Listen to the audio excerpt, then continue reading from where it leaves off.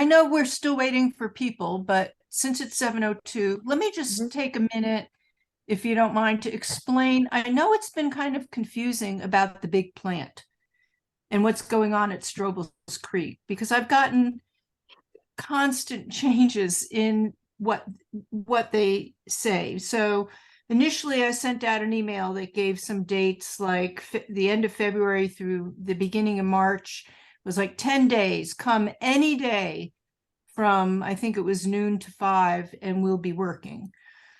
And then it kind of got narrowed down. So currently, I just want you to understand the big plant itself is the weekend. It's Saturday and Sunday.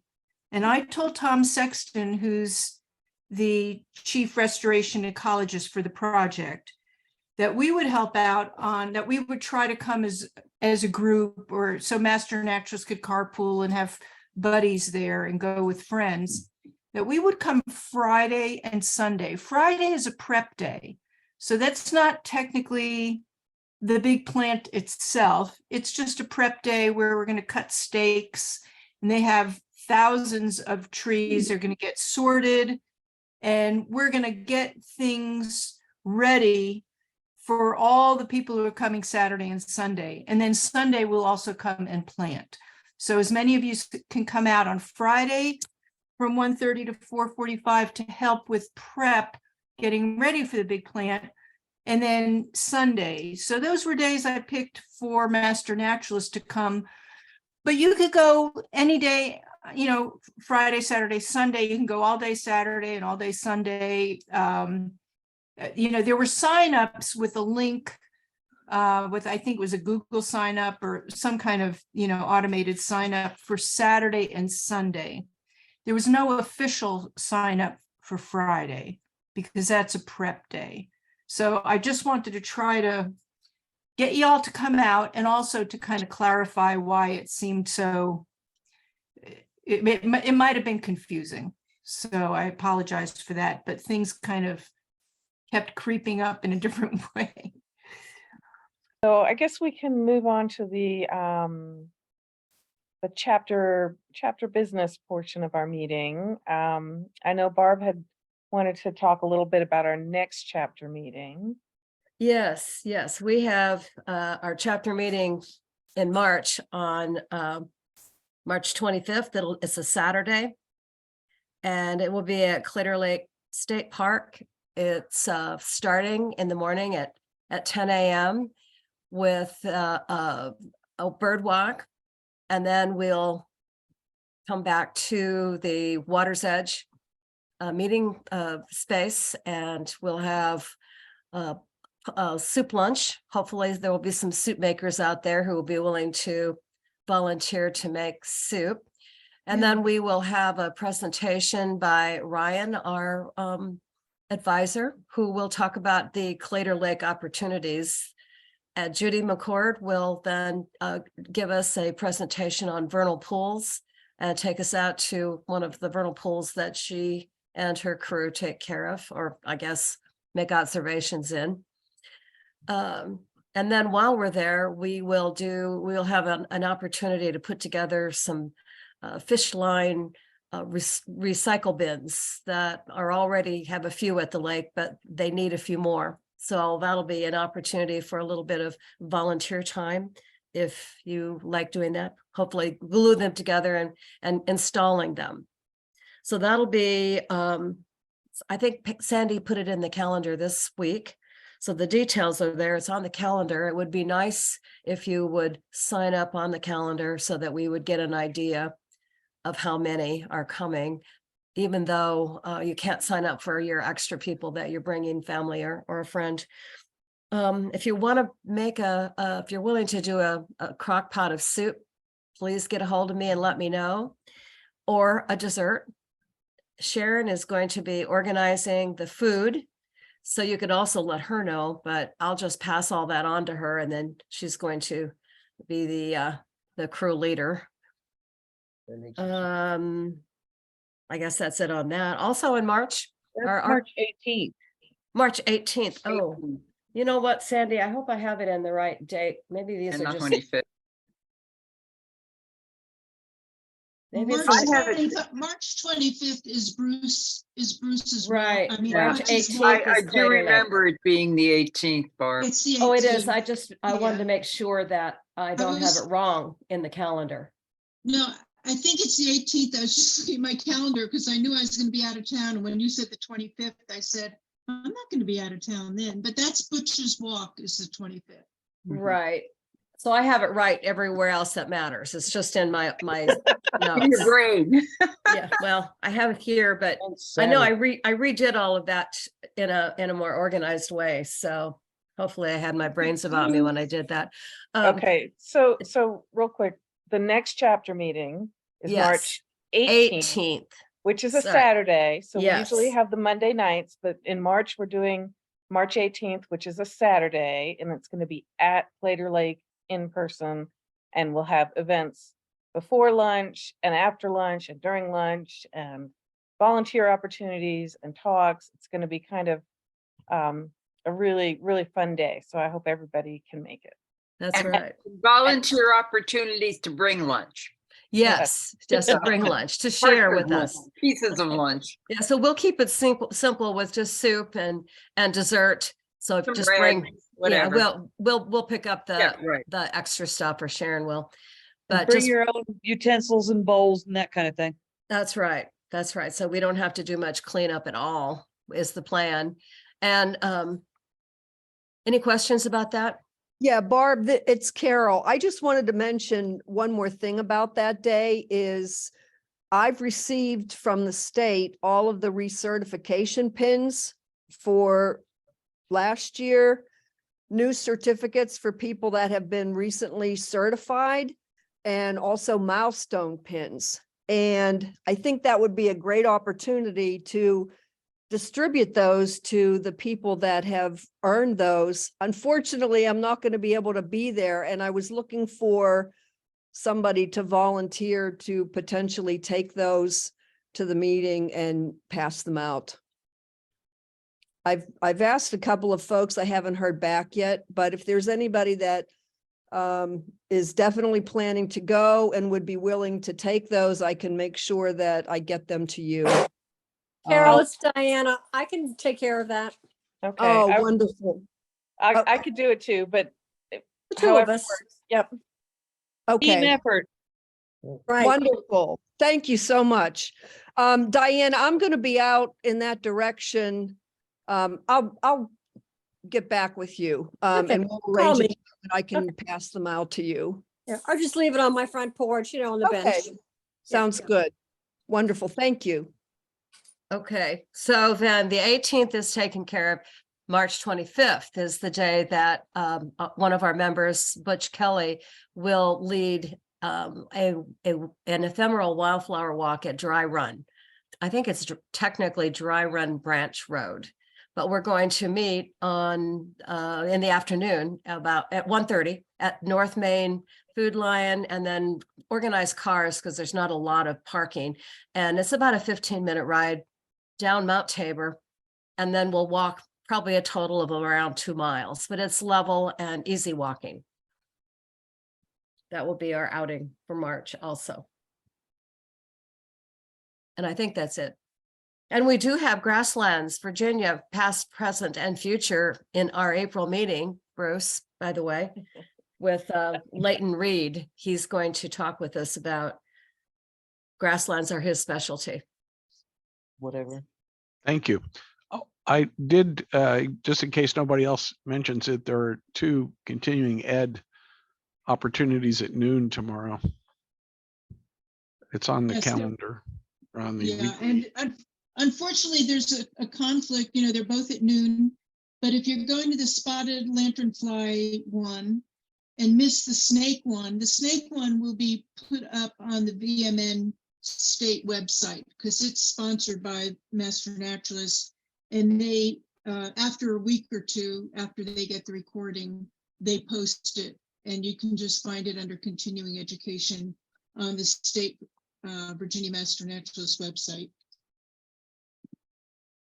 Yeah, because some of us gotta work.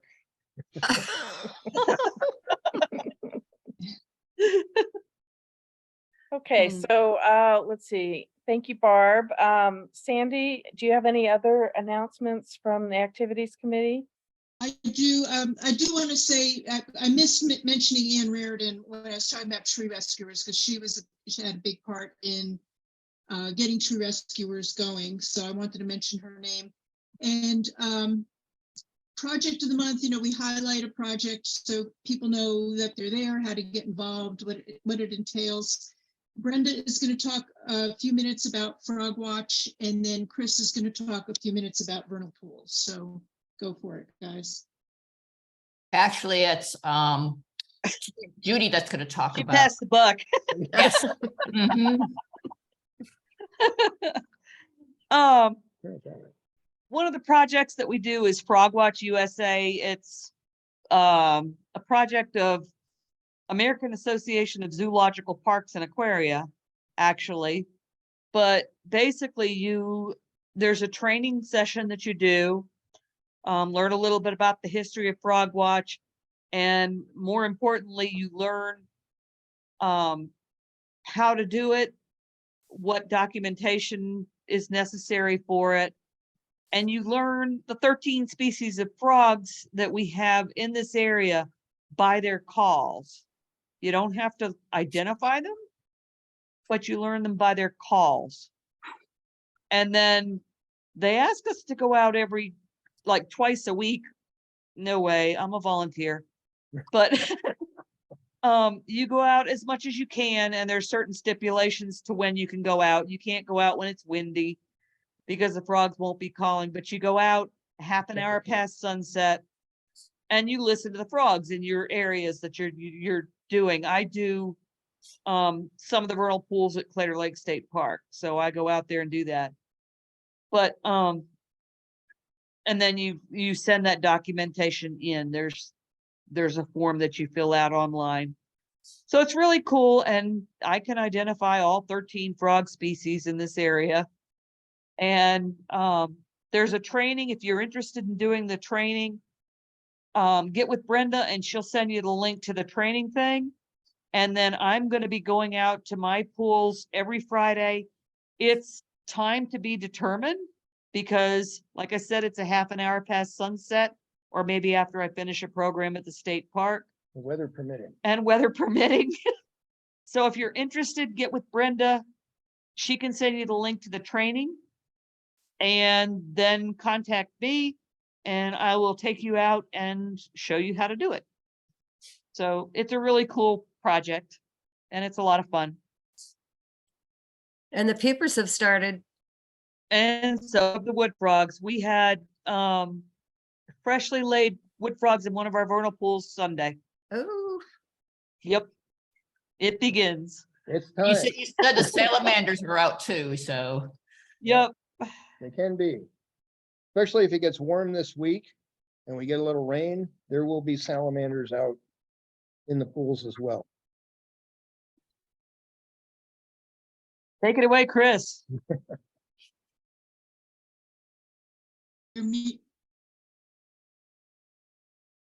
You're muted.